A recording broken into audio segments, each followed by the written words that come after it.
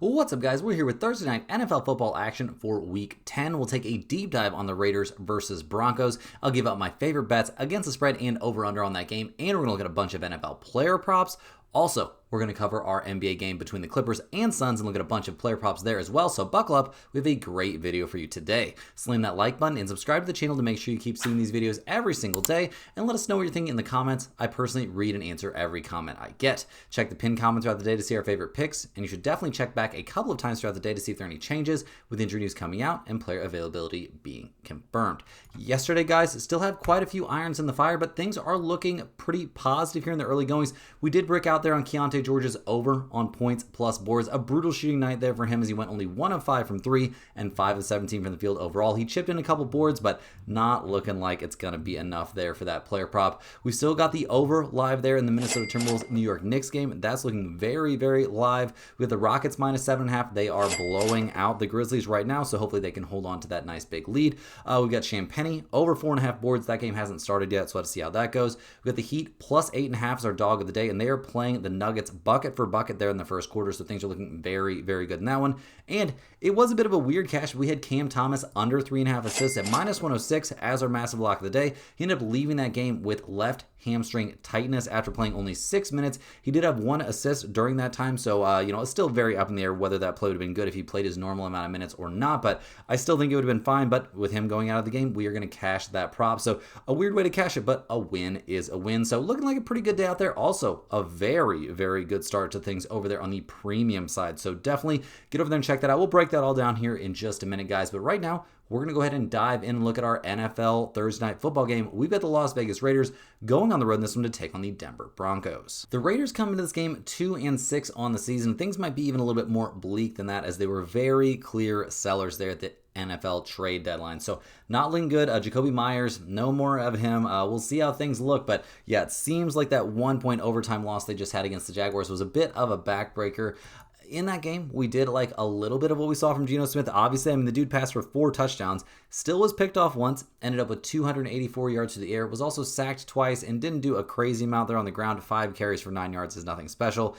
Genty, 13 carries for 42 yards. Just feels like they don't have the offensive line to really get his running game going too much, which is unfortunate. He had such a dynamic season last year in college that we were really hoping for some, fireworks from him in the NFL season. We'll see what he can do down the stretch, but, so far it's been a pretty big struggle. Now, Brock Bowers, an insane performance from him. It really just felt like Geno was throwing the ball to him. They would get the snap. He would look at Brock Bowers until Brock Bowers was open, which doesn't usually take all that long. Then he would throw the ball to Brock Bowers, and he ended up with 12 receptions on 13 targets for 127 yards and 3 touchdowns. He's somebody we'll be talking about when it comes to player prop time for this game, but obviously a monster day for him. Not a great sign that your second leading pass catcher was your running back. Genty actually caught 5 balls for 47 yards and a touchdown. So good work there from Genty in the passing game. Maybe that's something they want to explore a little bit more, but no Jacoby Myers definitely seems like a sign of the direction this Raiders team is now going to be pointing. So not ideal. The defense also did not have an amazing time. They really struggled against the run.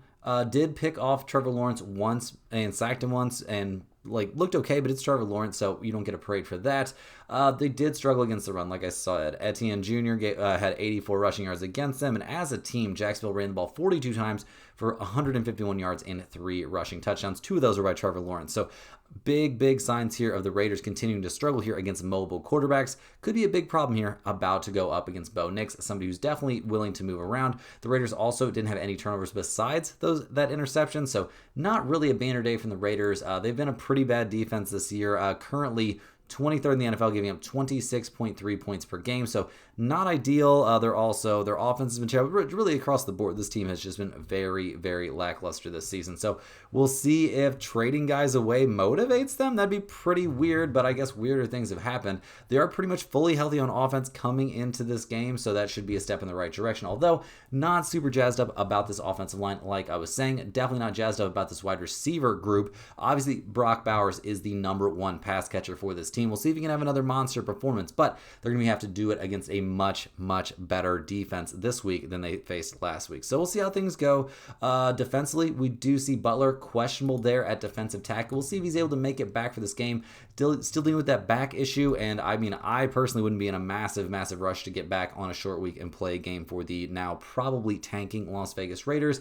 Also, could be missing their starting safety. That's obviously not ideal. We'll see. Yeah, it sounds like a hip issue still has Polamalu questionable for this game. Not a lot of clarity on whether or not he's going to be able to come back here on the short week. So, I mean, things are looking about as good as you could expect on the injury report there for the Raiders, but very clearly this team not maybe in the best spot. Now, they're taking on an opponent that is technically in the number one spot there. The Denver Broncos are first in the AFC West. They've got a nice one-game cushion there over the Chargers, a two-game cushion over the Chiefs.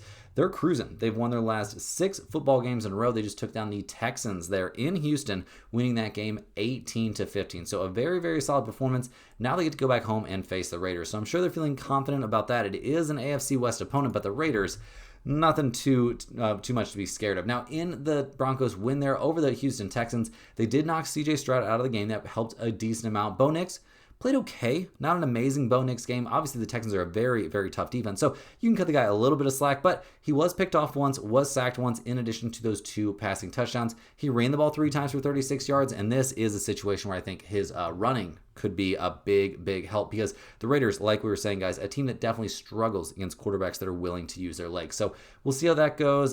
J.K. Dobbins, a decent down the ground, 15 carries, 61 yards. Nice work from him. R.J. Harvey, a touchdown pass. Cortland Sutton caught 1 out of 6 targets. That's not a great look for 30 yards and a touchdown. So, I mean, he made the most out of it, but not exactly a banner day there from Cortland Sutton. We'll see if he can do a little bit better in this one. Brady did fumble the ball away, so that was not ideal, but overall, not a terrible showing there for the Denver offense going up against an elite level Houston Texans defense. Now, defensively, Denver has really found their groove. They gave only 15 points in this game. Did knock C.J. Stroud out. I'm not going to dive into the morality behind that hit. It was a little bit sketchy. I'll definitely say that. Maybe even a lot sketchy. They ended up with 4 sacks in the game. They shut down the run very effectively, giving up only, 34 yards to Chubb and 27 yards to Marks, and both had double-digit rushing attempts. So, yeah, pretty brutal there. They didn't generate a ton of turnovers. Actually didn't generate a single turnover, so that's not great. But overall, guys, a very, very solid game there from the Denver Broncos, especially playing on the road. And now they get to come back home, and this Denver defense has been amazing. They're 4th in the NFL this season, giving up 18.4 points per game. This has also been a very solid running team, 7th in the NFL in rushing yards per game. So a lot of positives for the Broncos. Their injury report, we do see Marvin Mims Jr.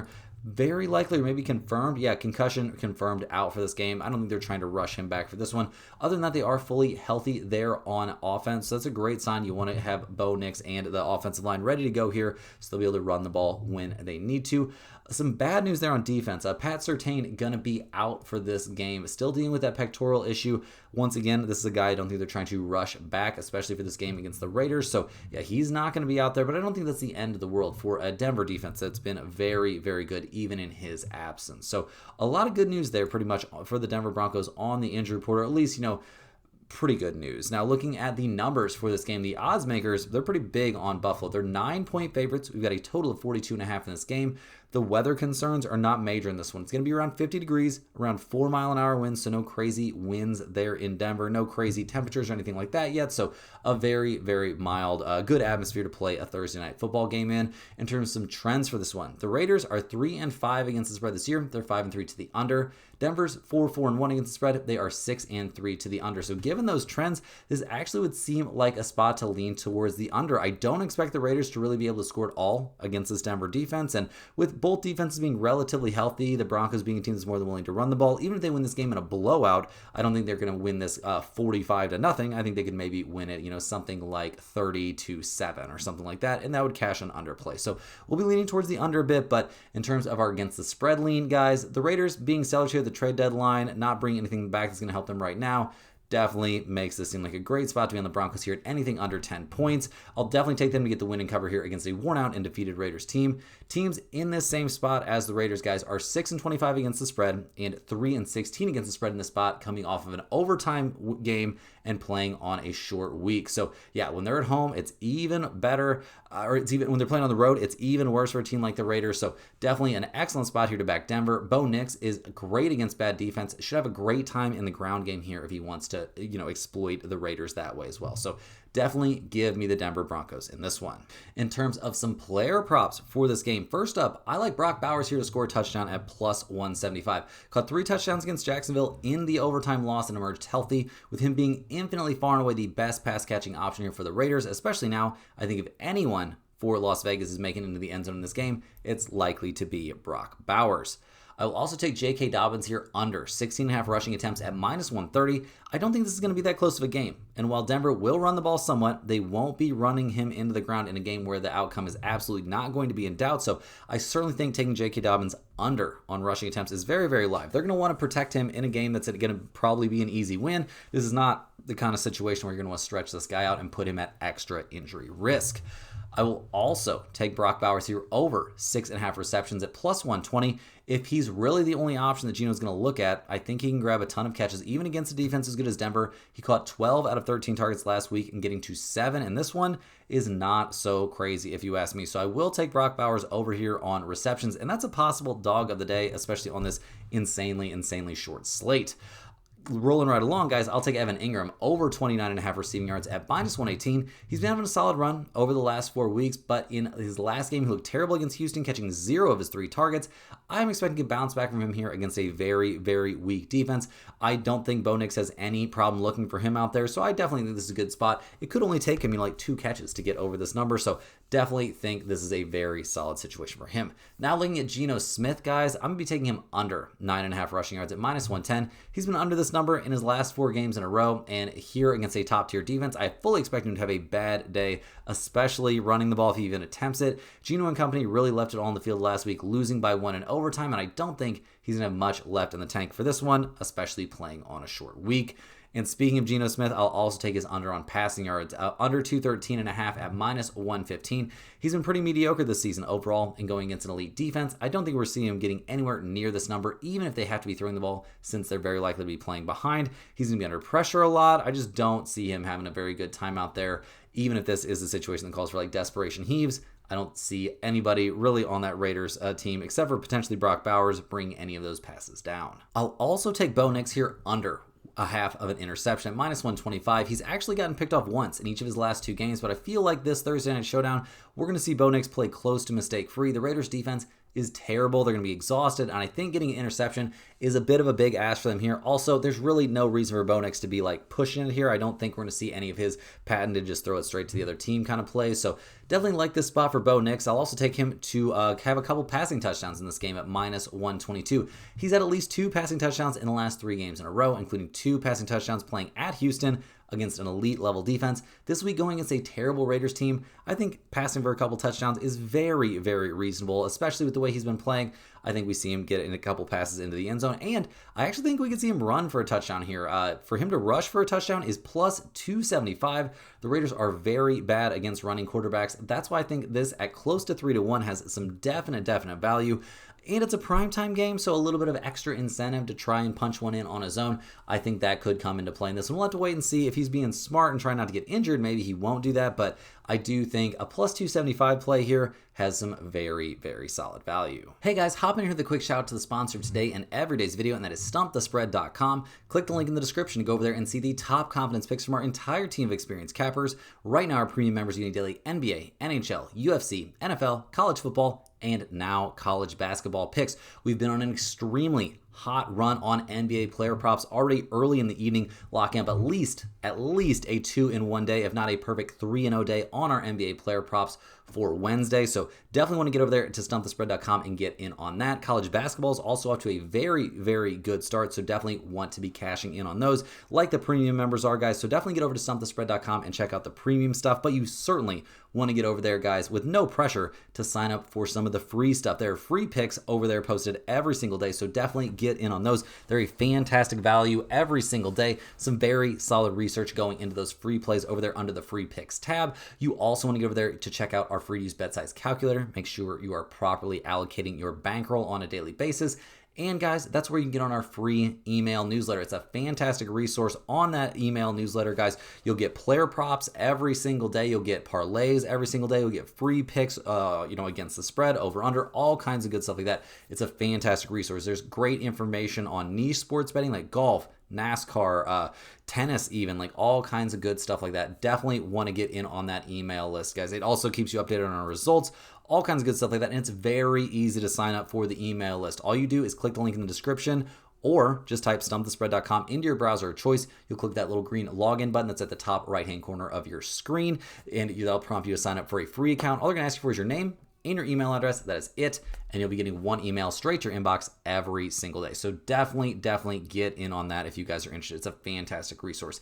Also, go over to stumpthespread.com and check out all the premium stuff that gets posted every day there, guys.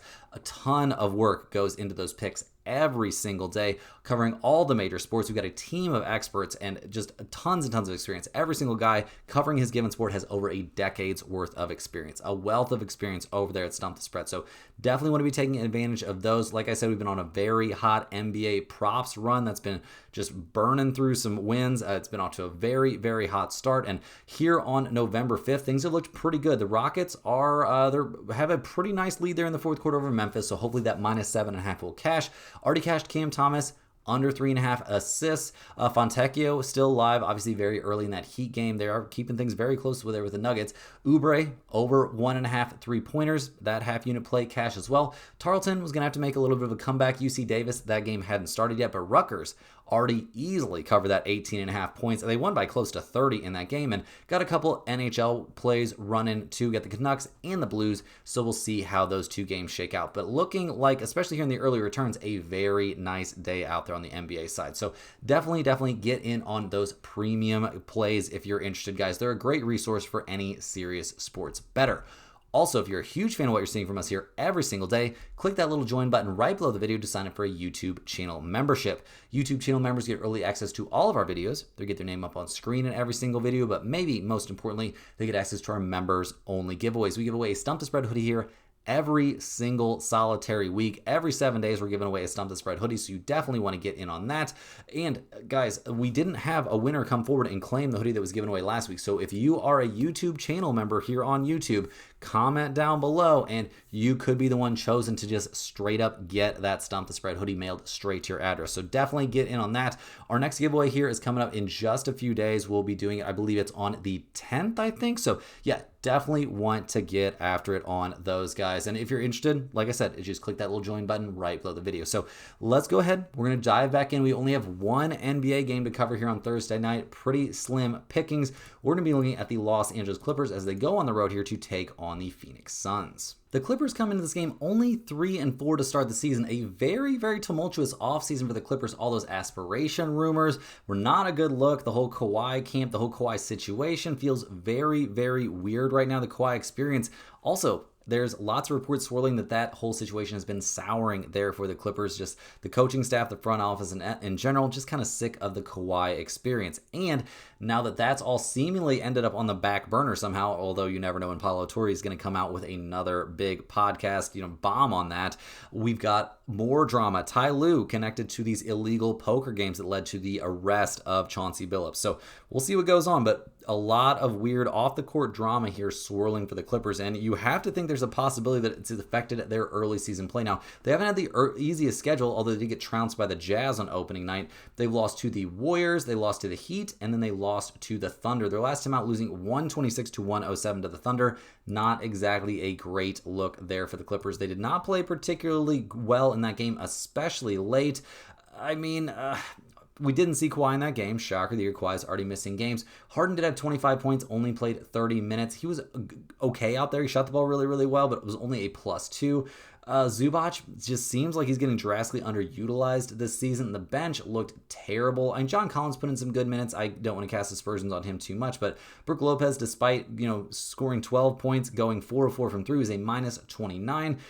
Chris Paul, this signing looks completely pointless. Bogdan Bogdanovic hasn't looked amazing either. Played 30 minutes, had 11 points. It was a minus 17. So, yeah, I don't really know where the Clippers should be turning for help right now. I mean, they just need their better players to play better and to be available, but that could be an issue in this game because we see both Kawhi and James Harden on the injury report. Harden, dealing with some sort of personal issue, has been ruled out for this game. He will not be playing. So no Harden in this one. That's a big deal there for the Clippers. Kawhi, dealing with an ankle issue, has also been ruled out for this game. So right there, their two best players are going to be sidelined for this game. That's not a great look. You're going to be leaning on guys like Bradley Beal. You're going to be leaning on Chris Dunn. You're going to be leaning on Zubac. I don't know, man. Feels like a bit of a stretch. Not a lot of things pointed in the right direction right now for the Clippers. So we'll see what they can do heading to Phoenix to take on the Suns. This team is supposed to be bad. The Clippers are supposed to be the toast of the West this year. Maybe one of the best teams out there after their offseason. The acquisitions, not all the drama. Now, the Suns only 3-5, but played a real game against the Warriors there, eventually losing 118-107. They beat the Spurs. They beat the Jazz. They've been in some games this year. Now, in that loss at the Warriors, we liked what we saw from Devin Booker. He's playing out of his mind. 38 points, 13 of 24, 11 of 11 from the free throw line. Not a great supporting cast around him. No Dylan Brooks even. We have liked what we've seen from Grayson Allen. He's been playing really well, shooting the ball well, getting the cup, doing all the things you want him to do.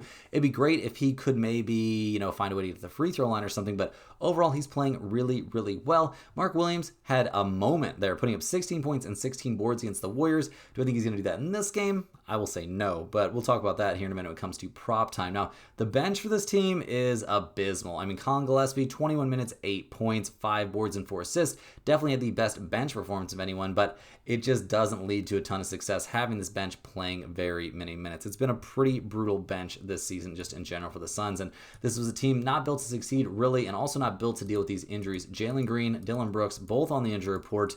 Jalen Green with a hamstring issue is going to be coming back for this game. It's looking very likely. He's listed as probable to play in this one. Will that be a massive boost right out of the gate? We'll see. Maybe that's a little bit big of an ask, but I do think it will definitely help to have some playmaking out there alongside Devin Booker so he doesn't have to do everything. Dylan Brooks with a groin issue will not be suiting up for this game. He's not going to be back. He's been missing a little bit of time. We'll see when he can eventually come back. Those groin issues can be a little bit tricky. He's a positive on the defensive end, but his shot selection is still atrocious. So we'll see what his eventual return will do. But we haven't been super high on what we've seen from the Suns, obviously. But coming into this game against a decimated Clippers squad, we'll see the Suns are minus 2.5. They're 2.5 point favorites here at home. We've got a total of 223.5. The Clippers are 1-6 against the spread this year. They're 5-2 to the over. The Suns are 4-4 against the spread, 5-3 to the over. Right off the bat, over 223.5 looks very live in this game. I don't think we're going to see a crazy amount of defense. I don't think we're going to see the Clippers playing at such a slow pace. The guys that slow it down for them are Kawhi and James Harden. The Clippers are going to want to run a little bit. Maybe they'll try and play through Lopez and Zubac a little bit more than I'm thinking, but I do think they're going to be moving the ball pretty quickly in this game, and that's why I think over this very small number here, especially the way the NBA has trended this year, is a very reasonable spot. So definitely like the over here. I also think there could be some reason to take the Suns at minus 2.5. They're getting a little bit healthier. They are at home. They've been playing a little bit harder, playing a little bit better. The Clippers are missing their two best players. Now maybe that will motivate the other guys. We'll see what happens, but I do think this is a pretty decent spot here to back the Phoenix Suns, although I will say I do like that overplay a little bit more. Now, in terms of some player props for this game, first up, I'll take Ryan Dunn over 8.5 points at minus 105.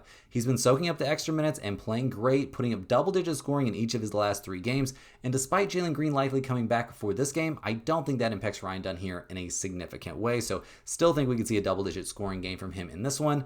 I'll also take Zubac here under 7.5 made field goals at minus 105. This does feel a little bit more sketchy based on Harden and based on Kawhi sitting out, but he's been under this number in each of his last 4 games, and despite playing a bad Suns team in this one, I just don't feel like he's enough of a focal point of this offense anymore to get to 8 makes in this game. Bradley Beal. I know this should be a big Bradley Beal spot, but I'm leaning towards his under 14.5 points here at minus 130. Unavailable a good amount of the season, just like that the huge chunk of his career. And when he's played the Suns, he's The last time he played was back on the 24th. He only had 6 points. I'm not expecting miracles from him in this one, despite playing a bad opponent. So yeah, Beal here for the Clippers. Even though he's going up against the Suns, even though the other two big dogs will be out, I'm not expecting a miracle from him. And last but not least, I'll take Mark Williams here under 22.5 points plus rebounds at -110. He's coming off a monster game in the win over the Warriors, but I'm more than happy to fade him here going against a team with a competent big man there in Zubac and just an overall better team. Williams struggled against both the Spurs and the Jazz, and I think we see something similar from him here against these Los Angeles Clippers. Guys, that's all the games we have here for today on a very short slate of games across the sports world. Hit that like button for good luck on all of your bets. Subscribe to if you're new around here. Let me know in the comments any questions you have on today's slate. I'm more than happy to get back to you, especially on a short slate like that. I appreciate everybody watching these videos. Make sure you're clicking the link in the description. Get over there to stumpthespread.com. There's going to be tons of tons of college football and college basketball, especially there tomorrow. Premium picks out there, NHL, all kinds of good stuff, guys.